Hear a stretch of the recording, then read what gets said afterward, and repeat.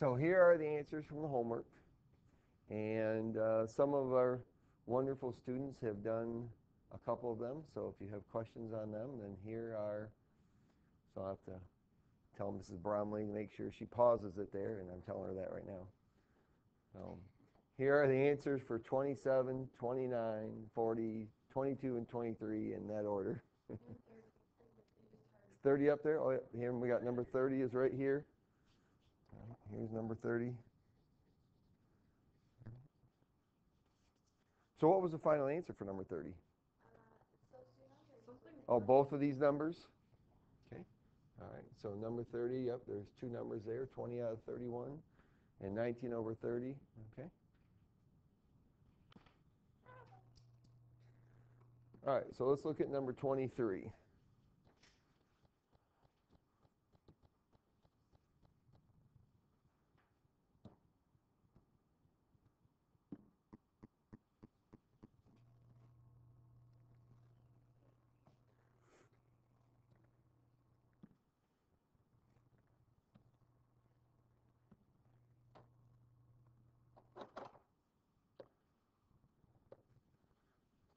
All right. So we have this partial answer here for letter A. Circle with a radius r is inscribed in a square with a side length 2r. What's the ratio of the area of the circle to the area of the square? So area of the circle is pi r squared. Area of the square, when we square 2r, we get 4r squared.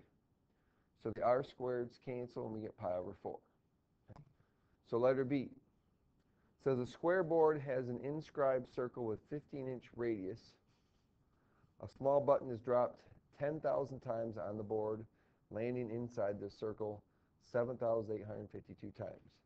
How can you use this experiment to estimate a value for pi?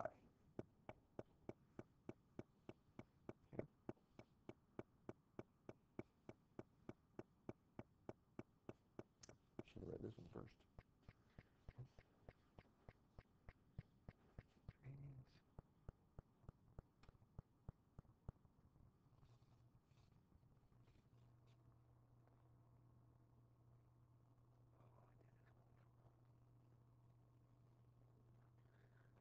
Okay, so what do we get when we do 7,000?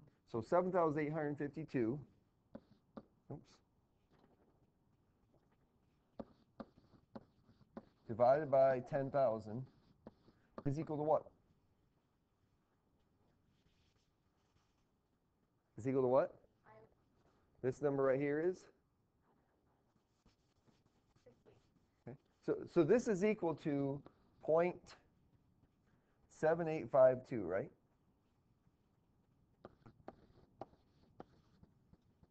Right? If I divide by 10,000, I'm going to move the decimal place 4 places. Okay? All right. Now, what is pi divided by 4?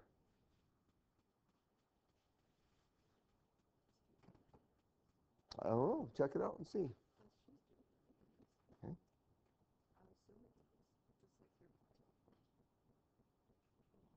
Okay. So pi over 4 also equals 0.7852. Okay. So because these two things are the same, the question is how can I use this experiment to estimate the value for pi? Is the fact that with these two things, they produce the same amount. So this basically demonstrates what this figure shows. And so that the numerator, because I'm dropping it, because I have 10,000 times I'm doing it, and it ends up 7,852 in that area, then that tells me the area of that circle, which would lead me back to this fraction. Okay. Bless you. Okay. All right, so we need to do number 19.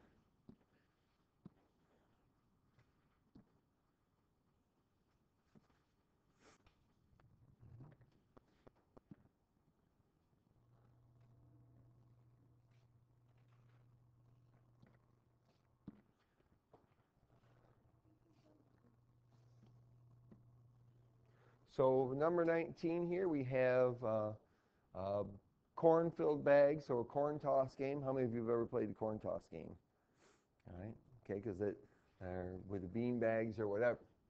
Okay, so we're trying to find out the probability that a tossed bag lands in the hole.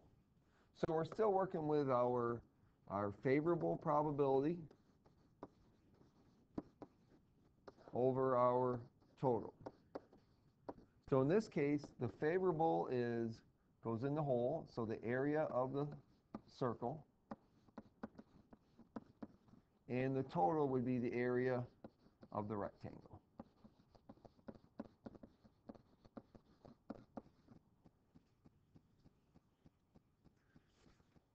So right now we have a circle that has a 6-inch diameter and a rectangle that is 4 foot by 2 foot. So we either need to work completely in inches or to work in feet. You know, it's much easier in this case to work in inches than in feet. So our 4 feet would be 48 inches, and our 2 foot would be 24 inches. So how do I find the area of a circle again? Pi r squared, right? We just looked at it, okay? Pi r squared. Okay, so pi r squared, so I've got pi times, what's the radius of that circle? 3. So pi times 3 squared over 24 times 48, which is approximately, what answer do they give for that? I think their answer in the book is like 1 over 42 or something like that. So.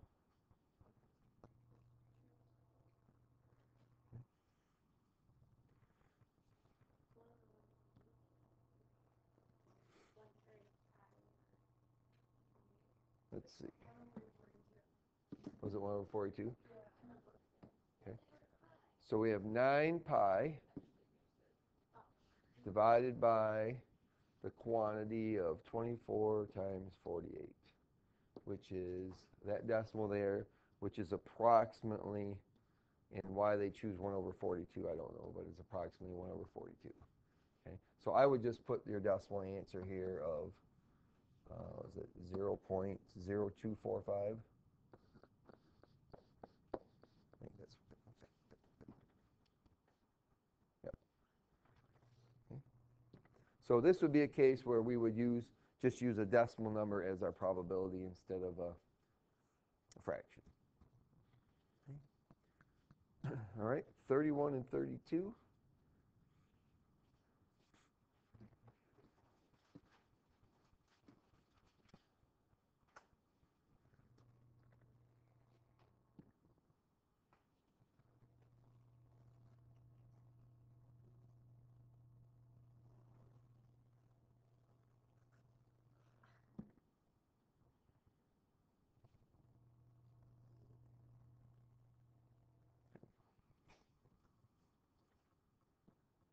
Okay, number 31.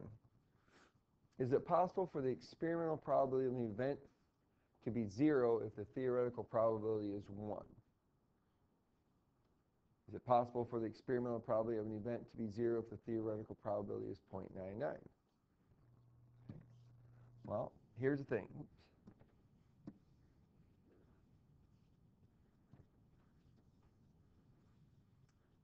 If the theoretical probability is 1, that means it's always going to happen, right? Okay.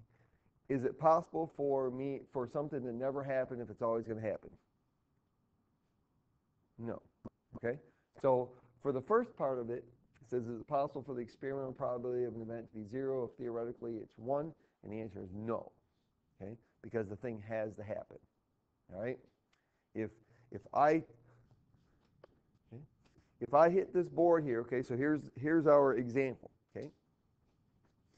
There is 100% chance that if I touch the board right now with any part of my body, there's going to be a mark made. Okay? And so that's the theoretical probability. If I touch it, there's going to be a mark. Okay? So the experimental probability would be that if we actually tried it and it didn't happen, right? Okay, so let me try it. Oh, there's a mark. Okay. Oh, I just touched again. There's a mark. Okay. So that's impossible.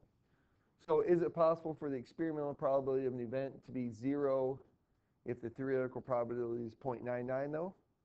And the answer is yes, because there's always a chance for failure then. Okay? So if you think about it as successes and failures, that if my theoretical probability is 100%, all I'm ever going to have is success.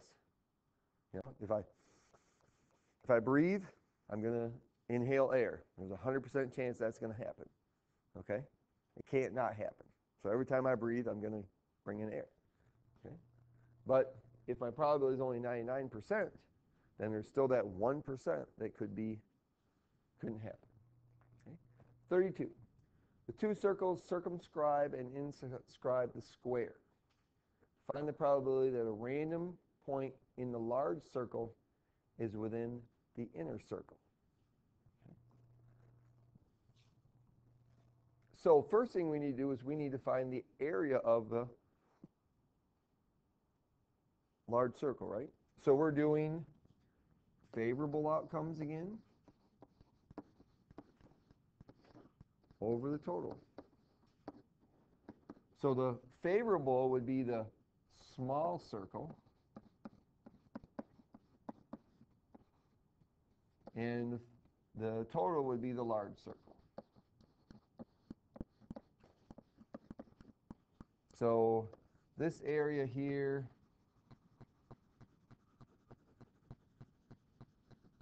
is my not favorable region. Okay? So I don't want it to be in there.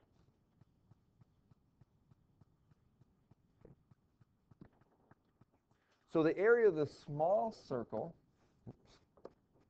is pi x squared, because the radius is x. But we need to find the radius of the large circle, right? Well, this side right here that would represent the radius of the large circle, right? Okay. Well, if I know that this is x here, then what else is x?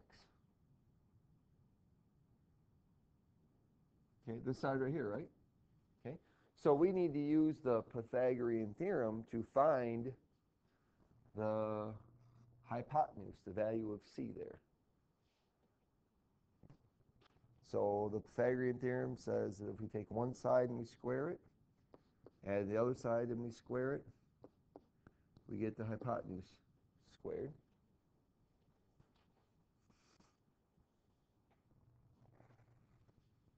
So we get 2x squared equals c squared.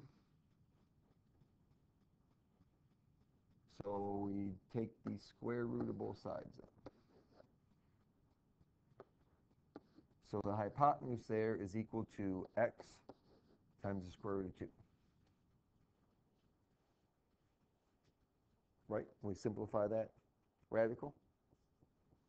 Square root of x squared is x. And we can't simplify the square root of 2. So that's the radius of the big circle. So that's going to be pi times square root of 2 x squared, which is pi times x squared over pi times, and what do I get when I square the square root of 2? Okay, we get 2, and we get x squared again, right?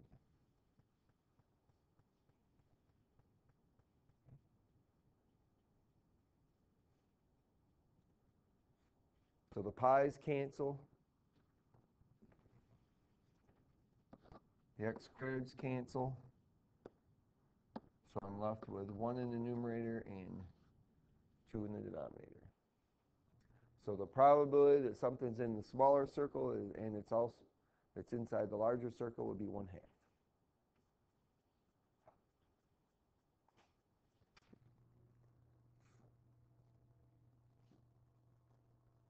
So by that, we're saying that that smaller circle is half the size of the larger circle then.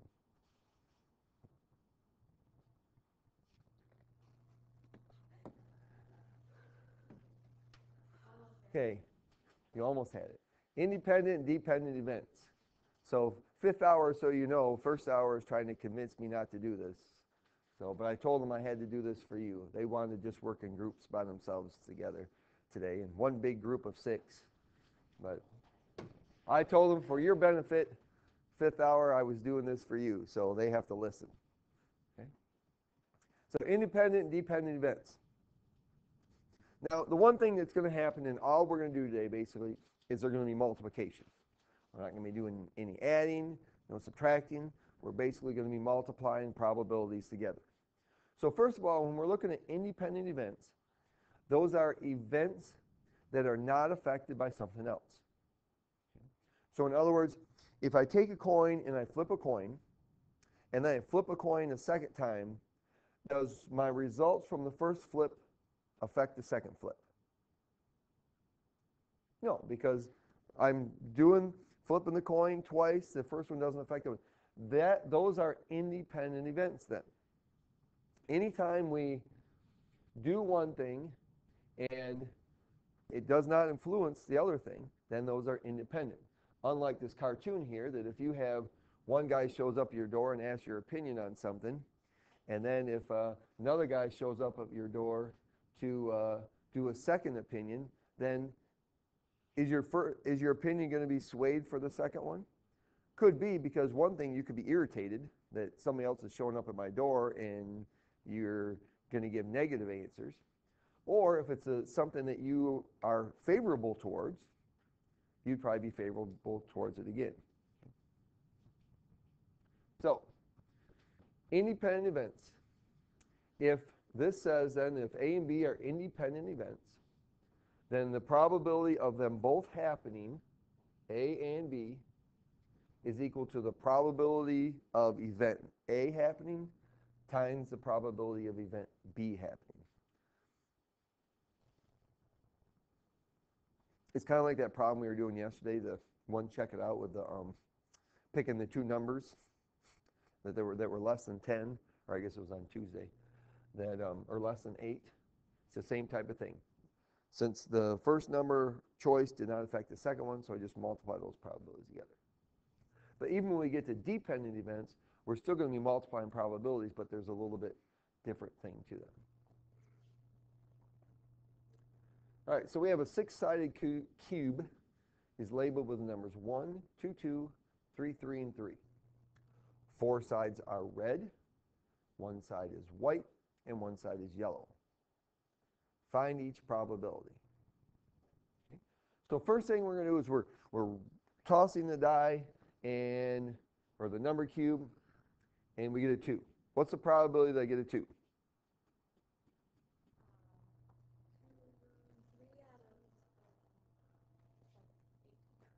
Or 2 out of 6. Okay?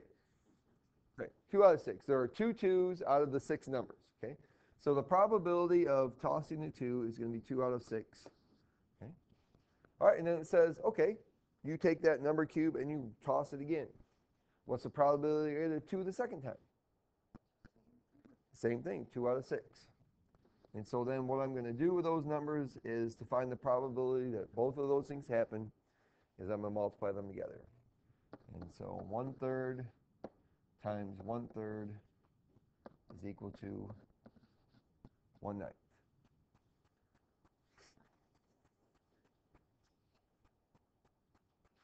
Why is it 1/3? 2 6 reduces to 1/3. Okay. Okay. So instead of multiplying and getting 4 over 36 and reducing the fraction, which you could do that, we could just simplify the fractions first and then do the multiplication. Letter B. Tossing and getting red on the number cube, then tossing it again and getting white, and then tossing it again and getting yellow.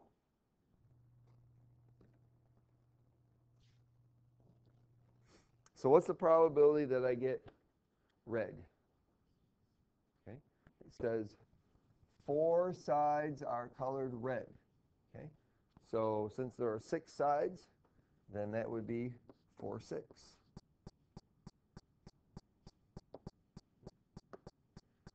Then I get white. How many sides are white? 1, so that would be 1/6. And how many sides are yellow? 1, so that probability is 1/6.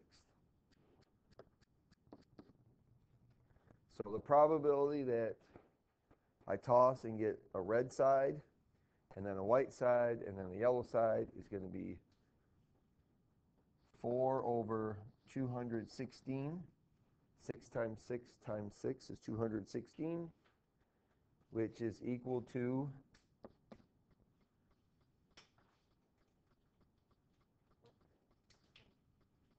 1 over 54. And remember, if you wanted to use your calculator, you could do 4 over 216, and it would tell you that it's 1 over 54.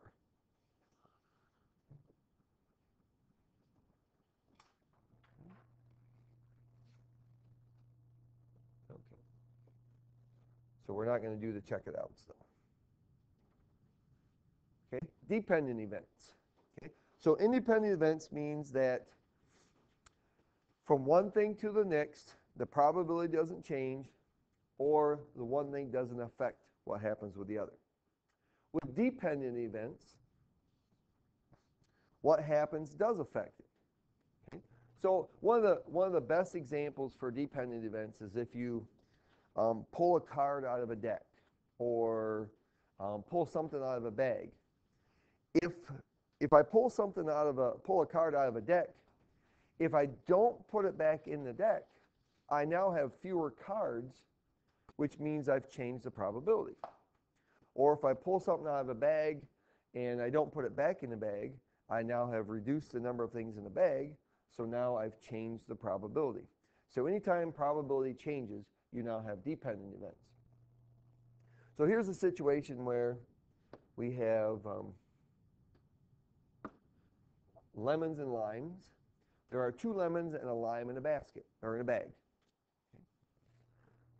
So the probability that when I pull a piece of fruit out, or a piece out first of all, a piece of fruit out, that if I have a 2/3 probability of getting a lemon and a 1/3 probability of getting a lime. Well, if I pull the lime out, there's only 2 pieces of fruit left in the bag, and they're both lemons. So now then, if I get this first, now there is no limes and only 1 lemon, so the chance of getting a lemon then would be 100%. And the chance of getting a lime then would be 0. If I pull the lemon out first, well, now there's 2 pieces of fruit left in the bag, and half of those fruits are lemons and half of them are limes. So to find the probability of dependent events, we can use what's called conditional probability. It says the probability of B given A, which means that event A has happened first. In other words, either I got a lime first or I got a lemon first. And then event A occurs. So depending on what happened here, with the drawing out the first piece of fruit, affects what happens with the second piece of fruit.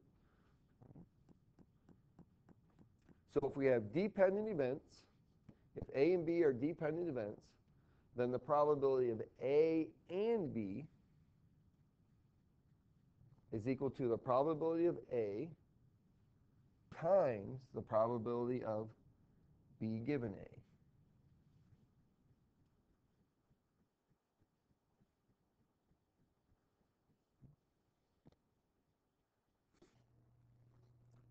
And there's a key word that we're going to be using to tell us when we need to do that. And that key word is a really, really large word that's very important. And that word is and.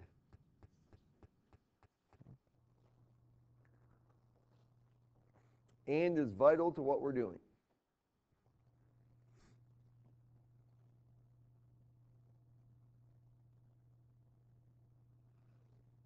I put it there too, I guess.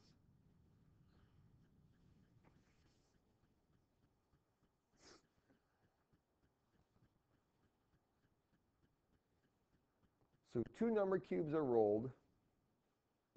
And why they all of a sudden go to white and yellow instead of using red and blue, because that's what the picture that we have of is red and blue, I don't know. But we'll work around that. We'll say that the white is really red and the yellow is really blue.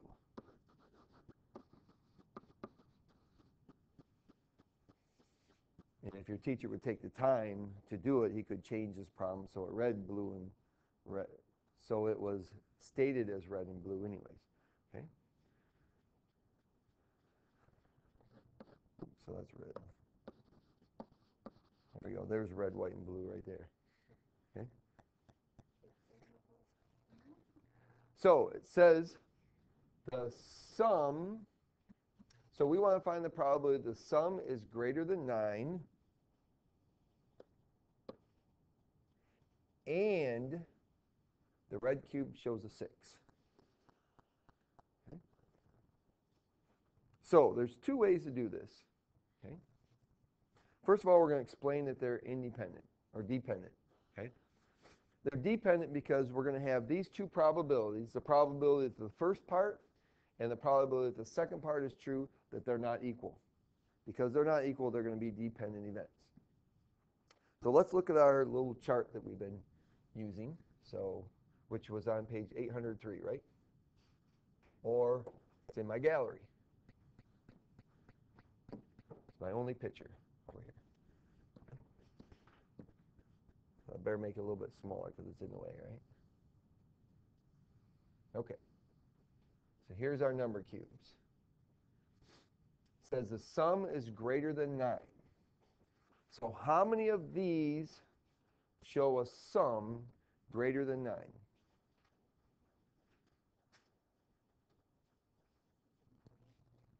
Okay. Okay, that means the sum would be 10, 11, or 12, right? Okay. It's greater than 9, it's 10, 11, or 12, which would be these 6 right here, right? Those show a sum greater than 9. So the probability of a sum greater than 9 is going to be 6 out of 36, or 1/6, right? Now, when it says the sum is greater than 9, then given that the red one is 6.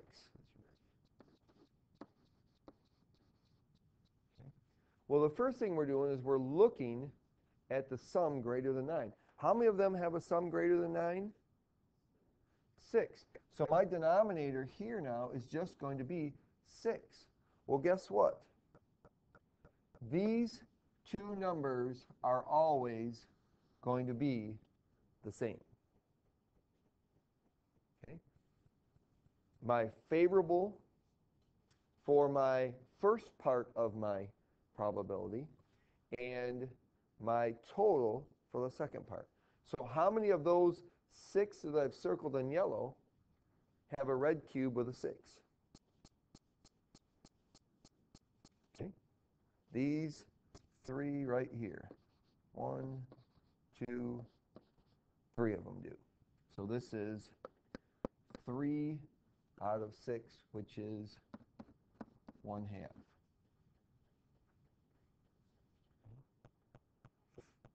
So you see that I put this statement here. It says, notice the numerator of A, the probability that the sum is greater than 9, and the denominator of the probability of B given A is, those numbers are the same. Now, these are independent, or these are dependent events because 1/6 is not equal to 1/2.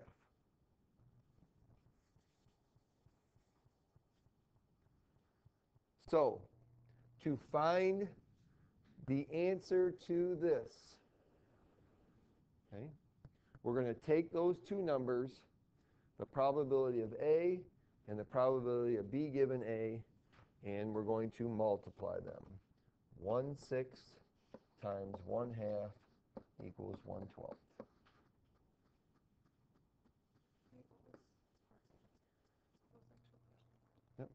Part A was the sum is greater than 9.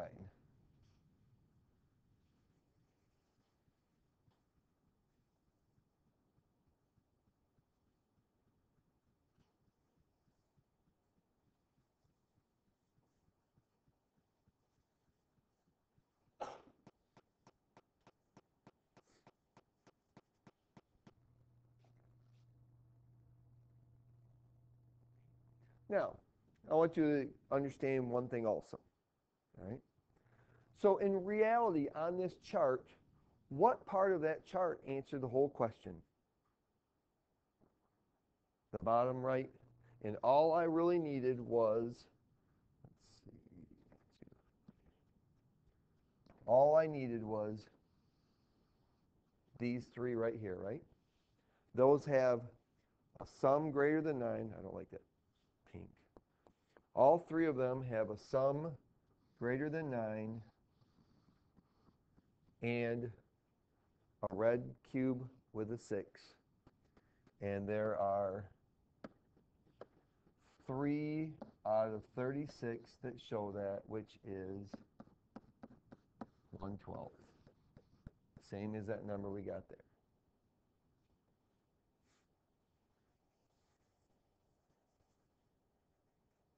So what does that tell me? That tells me in reality I could have found this answer just by looking for how many of them have a sum greater than 9 and a red 6. Okay.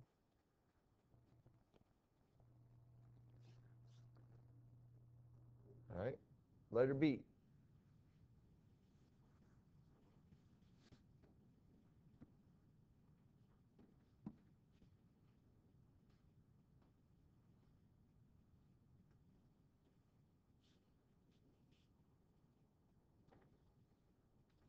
Okay. So how many of them have a blue cube that shows an even number and the sum is 5? So first we want to tell why they're dependent. Okay. This is dependent because first the yellow is an even number, blue. Blue. Blue.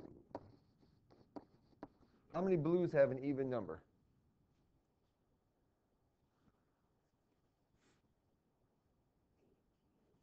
Half of them, right? So 18 out of 36, or 1/2. Okay. So then when I'm talking about the probability that the sum is 5, given that the blue is even, the denominator for this is going to be 18 because there's 18 of them that have a blue even number. And how many of those blue even number have a sum of 5? It would be 2 and 3 and what?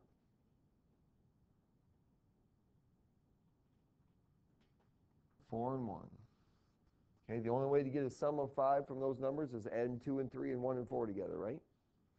And the blue must be even in that case. All right? And if we did it the other way, if we did 4 and 1 here, here, okay, the blue is odd there, and the other 2 and 3 here, the blue is odd there. So it can't be either of those two. So then we have 2 out of 18, which is 1/9. Since 1/9 is not equal to 1/2, then they're dependent events. So I can take 1/2 times 1/9 and get 1/18 for my answer. Which, if I look at the chart, how many of those meet that requirement? 2 out of 36, which is 1/18.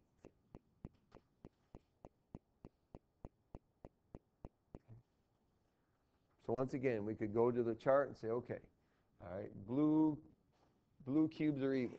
Okay, got it. There's 18 of them. All right. How many of those 18? 2 of them. Okay. Which is 2 out of the whole 36.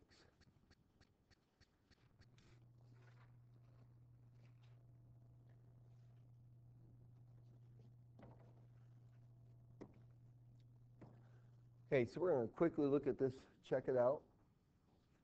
And we're not going to worry about why they're dependent, but let's find the probability. The first one says the sum is greater than 9. So I want to circle all of them that show a sum greater than 9. Oops. Okay.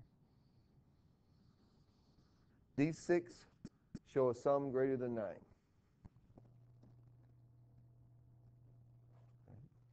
And which of those have a red cube that shows a number greater than 4? Which then, now I'm looking at red cube greater than 4 is going to be these 5, right? Okay. So to answer this question, my final answer is there's 5 out of 36, okay? So the answer to this question is 5 out of 36, because there's 5 of these meet the criteria out of the whole thing. Okay, right, okay. Yes, yep, exactly. So if we were answering it, why are they independent? Because first we had 6, or why are they dependent? Because first we had 6 out of 36 met the first criteria, and then 5 out of those 6 met the second criteria. Since those are not equal, they're dependent events. Okay. Using the table to find conditional probability. This table shows domestic migration from 1995 to 2000. A person is randomly selected. Find each probability.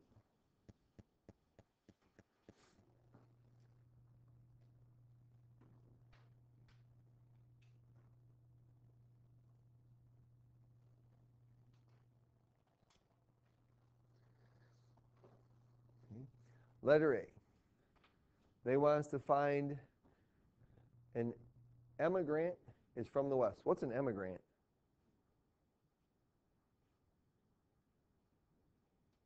Well, what's an immigrant?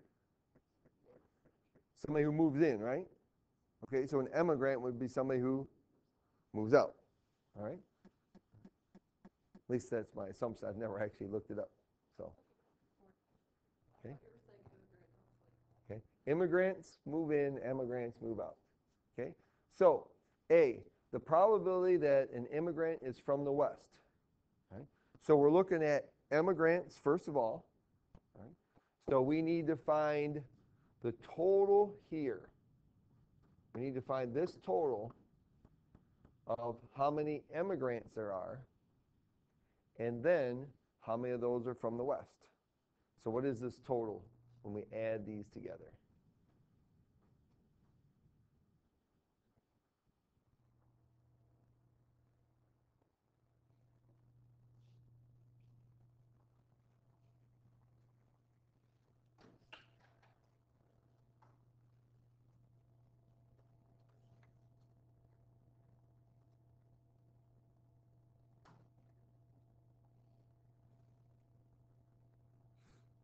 How many are there?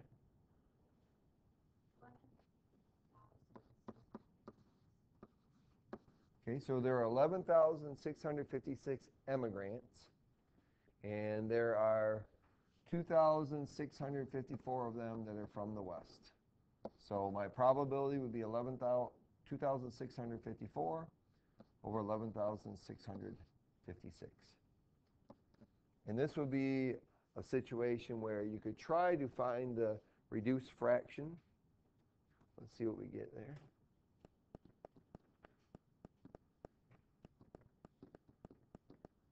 Okay, and it's still a huge number. So in this case, we're going to want to change it to a decimal. So our answer would be approximately 0.23.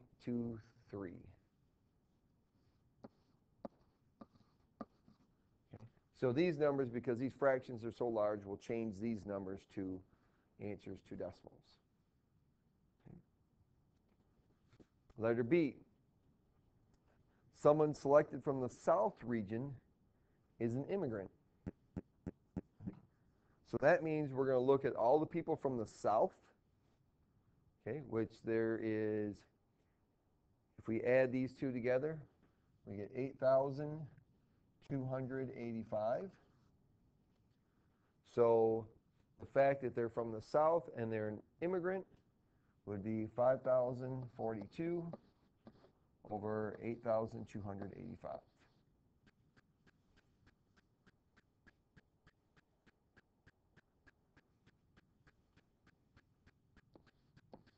Which is approximately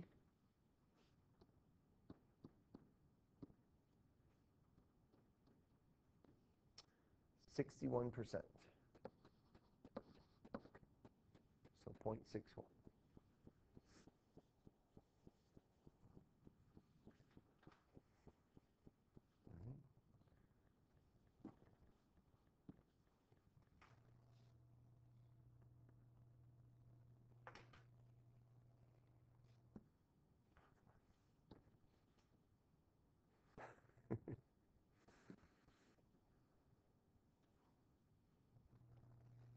All right, look at one more.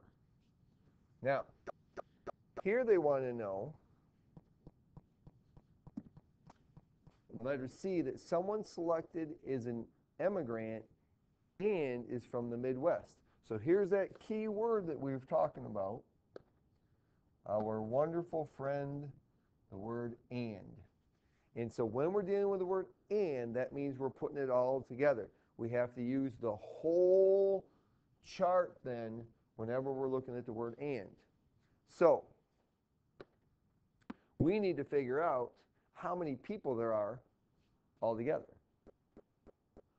Well, we know that there are 11,656 immigrants. We need to know how many immigrants there are also. So just like in the problems that we were just doing with the rolling two number cubes, our final answer we could find by looking at all 36 options.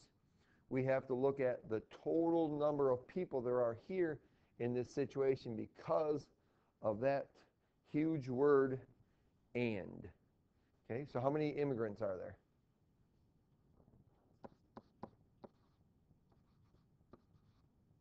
Well, there's only one less. Cool. All right, so all together then, how many people do we have?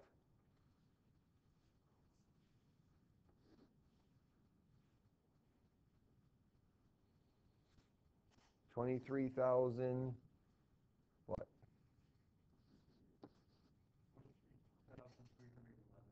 311. Okay, so there's 23,311, and I want to find someone selected as an immigrant and from the Midwest. So I look in the immigrants column, Midwest row, so that would be 2,951 people. And then I would find that approximate decimal number. Okay? So because of the word and there, we have to look at the whole table, okay, together for our total outcomes. And then we have to focus on just the immigrant and Midwest for our favorable outcomes.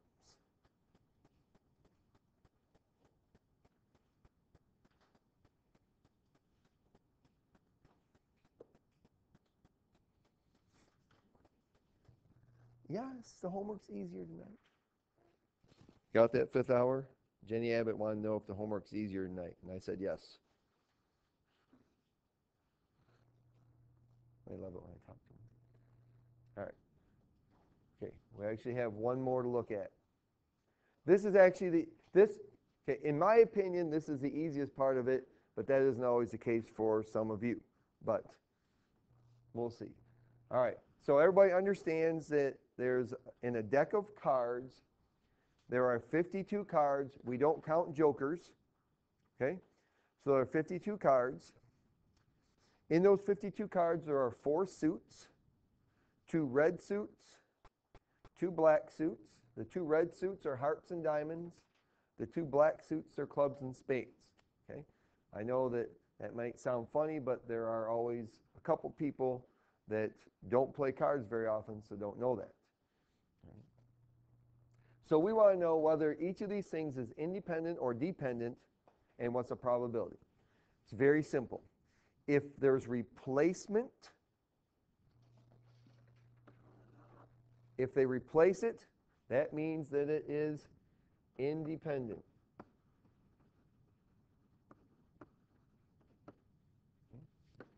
If it's not replaced, that means it's dependent. Okay? Because if we replace what we've pulled out, that means the probability is still the same. If we don't replace what we pulled out, the probability changes. So in letter A, it says selecting 2 hearts when the first card is replaced. Well, 13 out of 52 of the cards are hearts. So the probability that the first card is a heart is 13 out of 52. The probability the second card is a heart, since the probability stays the same, is still 13 out of 52, which is the same as 1/4 times 1/4 or 1/16. 1/4 of the cards are hearts, so 1/4 times 1/4.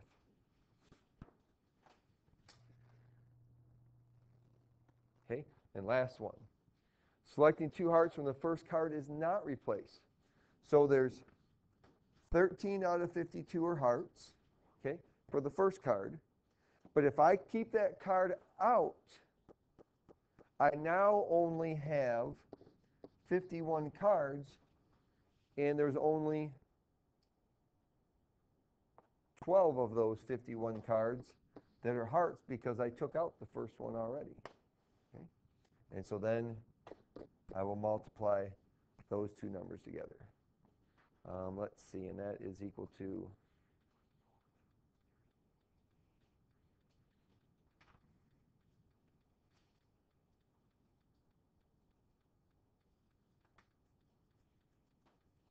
which is 1/17, right?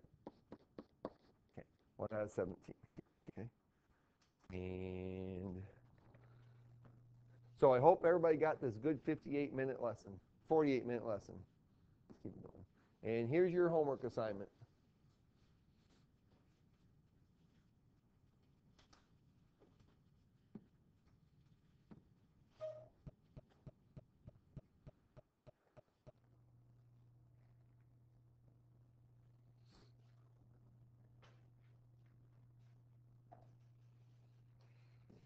Okay, we just changed the assignment 4th hour, so I hope you like this.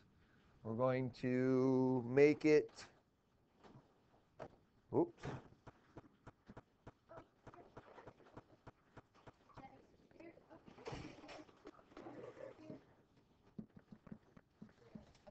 ten through 23 for you. That's your assignment. Instead of 10 through 28 and that 10 through 23.